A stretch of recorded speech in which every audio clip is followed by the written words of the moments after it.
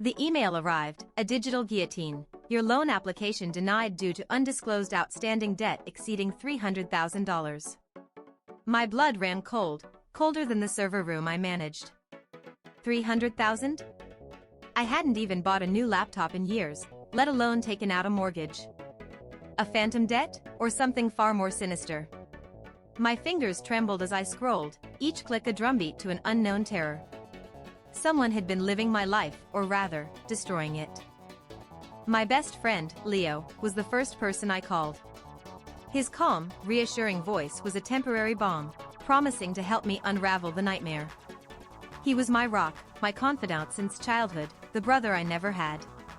We spent hours dissecting my credit reports, Leo pointing out discrepancies, his brow furrowed in feigned concern.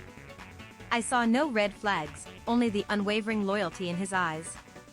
The irony now tastes like ash.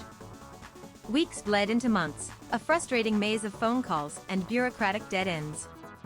The debt, it turned out, was linked to a shell company, an elaborate facade. It was then I remembered the subtle shifts in Leo's life, the sudden upscale apartment, the designer clothes, the anonymous investment success he'd attributed to a lucky break.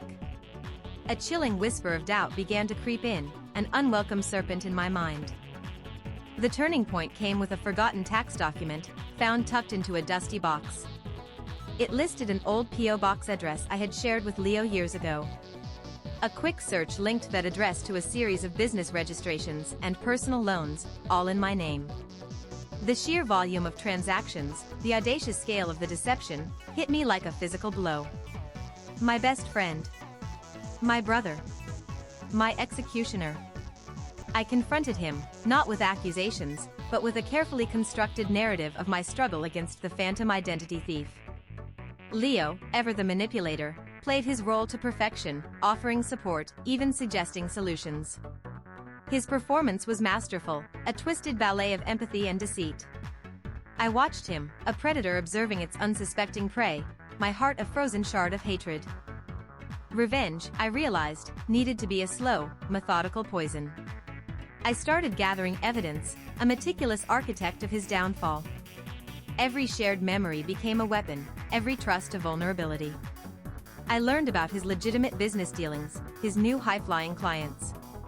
He had built his empire on my stolen identity, and I would be the earthquake that brought it crumbling down. I anonymously tipped off one of Leo's largest investors about potential irregularities in his past financial records.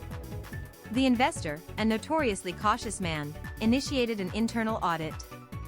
The seeds of doubt were sown, watered by carefully leaked, fabricated anonymous tips that pointed directly to my stolen identity, but subtly implicated Leo as the victim of a larger scheme. The net was closing, slowly, imperceptibly. The audit escalated. Leo, desperate to cover his tracks, began making increasingly reckless decisions, shifting funds, altering documents. Each frantic move was a thread I subtly tugged, guiding the investigators deeper into his web of lies. He was so busy trying to outrun one ghost, he never saw the real one, me, pulling the strings, orchestrating his descent into chaos.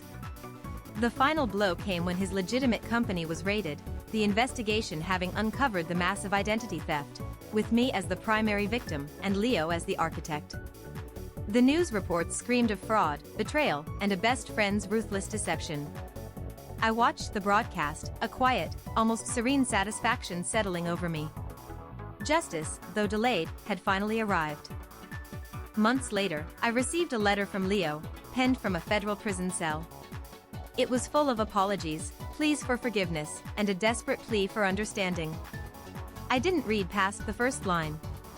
My identity was restored, my name cleared, but the scar remained.